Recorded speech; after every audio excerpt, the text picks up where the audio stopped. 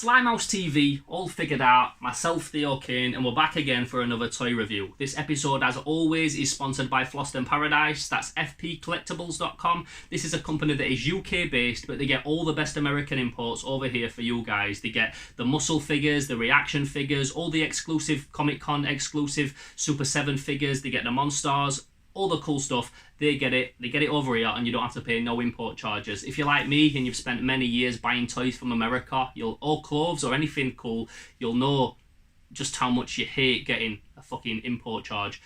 You buy something for 20 quid and then it comes here and you've got to pay another 25, 30 quid just to actually own it. It's bullshit. But not with Floston Paradise, because they handle the import charge for you, so all you've got to worry about is getting the good shit, and they've got a fucking website full of good shit. So it's fpcollectibles.com. If you see something you like, grab it there and then and let them know that Slimehouse sent you. So today we're going to be looking at a very, very cool toy. One of my favourite things that we've ever reviewed, actually. Now, before we get into that, I'm going to show you this. If you grew up at the same time as me, I'm 30 now. I might not look or act it, but I'm 30. And if you grew up around the same time as me, I was born in 88. So if you was a bit older or a bit younger, chances are you had a fucking Boglin. Yes, gee. So this is a Boglin.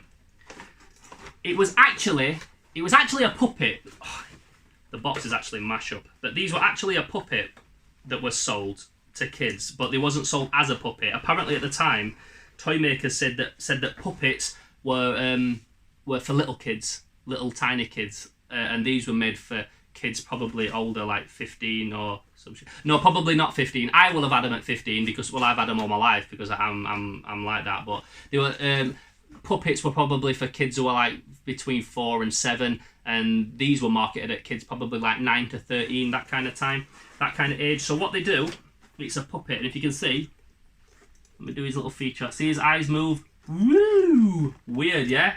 They were sold as toys to scare your sister and scare your grandma and feed them your Sunday dinner.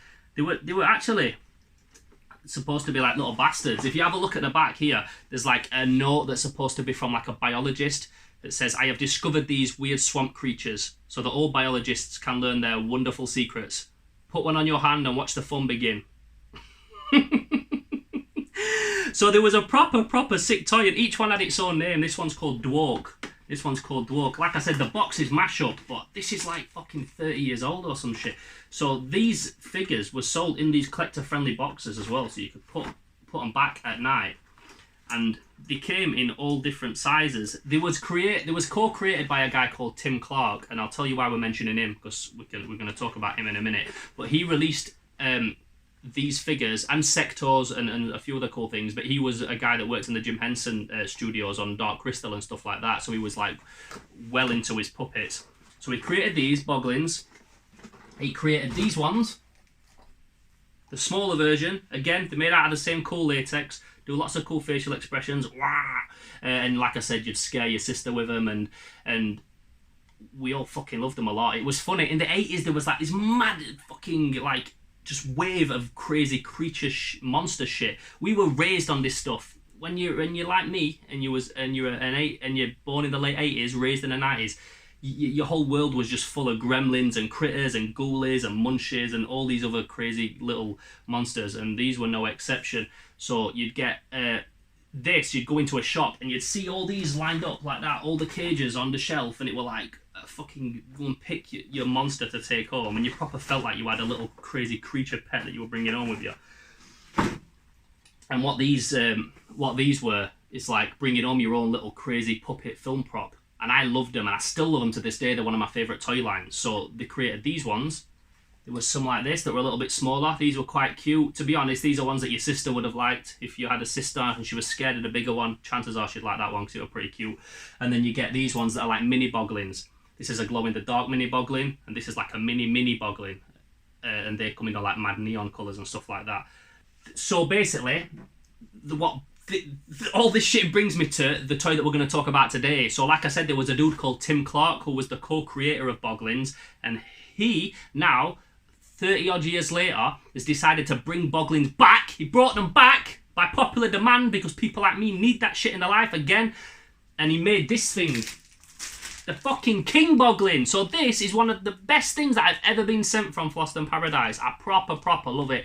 Boglins are one of my favourite lines of all time. They get me hyped just thinking about them. And this is one that's been made exclusively by Tim Clarke. So he has like done a whole new line of them. And this is called the Mini Boglin King. Oh, so he must be the king of these ones. If that's the Mini Boglin, that's the fucking king right there. So we've had to wait 30 years to get a king, but we finally got him. I've been trying to work out in his bag what he's sat on. I can't really see.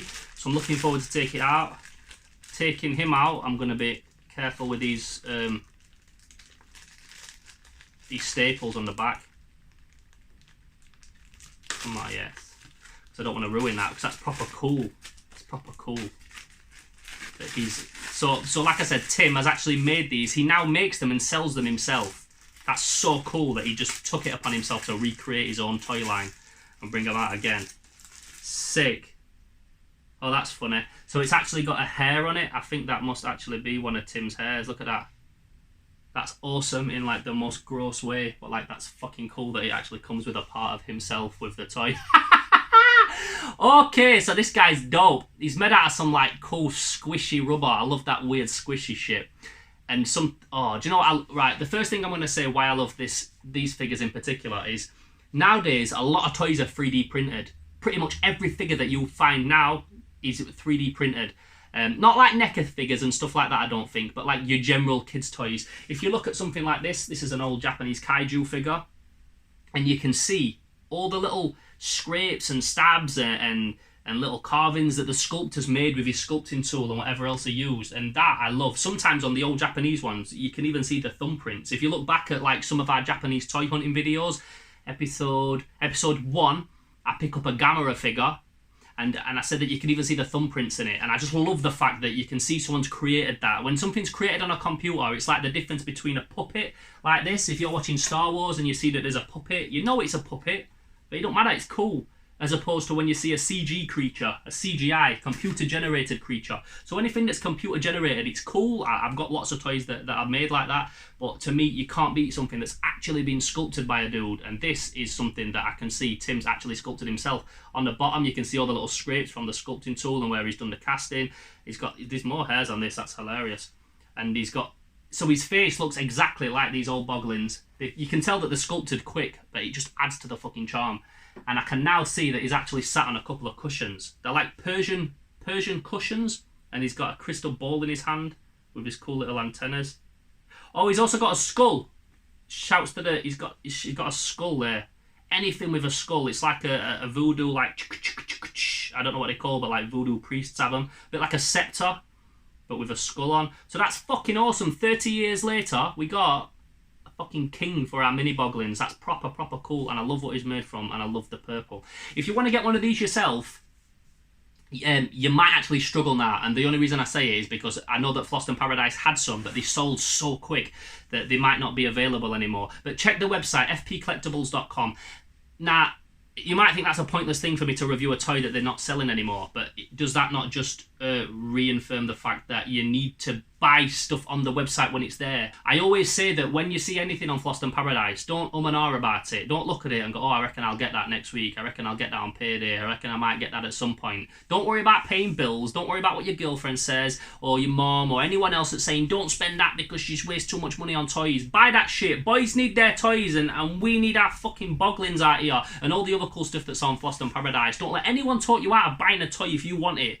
Toys are fucking life. They're my life, and I love them. And I've put toys over everything else in my life forever, and it's done me all right. I should say. I don't know. It's done me cool, but I'm very happy, and I'm surrounded by all the coolest shit always. So go and have a look and see if you want to buy something, and don't and ah about it.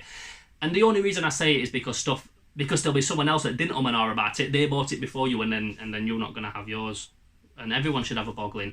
So they're from fpcollectibles.com. This is Slimehouse TV all figured out. You'll notice today I've got 2 static cameras. Normally I've got a cameraman doing the camera work for me. However, That's Malik. So I have a couple of cameramen. I have Respect BA and Dom and Malik, but it's usually always Malik. And today he couldn't come because 2 days ago he had a baby. So congratulations to Malik on having his baby. It's not something I would want to do. It's probably the worst thing that I'd ever want to do in my whole life. But Malik is a very good dad. He's got a few kids. I think this is number 3. So shouts to Malik. I know it's nothing to do with this video, but he's normally my cameraman, and he's a very, very dedicated filmer. And today he obviously couldn't be here because he's in hospital. So I hope I did all right with the static cameras. I like to try and keep the cameras moving and fluid because I think it just makes these reviews a little bit more dynamic and stuff like that, and a bit more professional. But today we just had to get them done because this needs to come out. So shouts to Malik, shouts to Flossed in Paradise on the toys. I'm Theo Kane. This is Slimehouse TV, and we will be back for another toy review. But until now, we're gone. Boom. As always, thank you so much for checking out the video. We hope you enjoyed it. If you did, please give it a like and subscribe to our channel. We're also on Facebook, Instagram and Twitter. And on top of all that, we recently set up a Patreon, so please check that out and find out how you can help us make Slimehouse bigger and better than ever. Don't forget to check out all the other cool stuff on our channel, and we'll catch you next time on Slimehouse TV.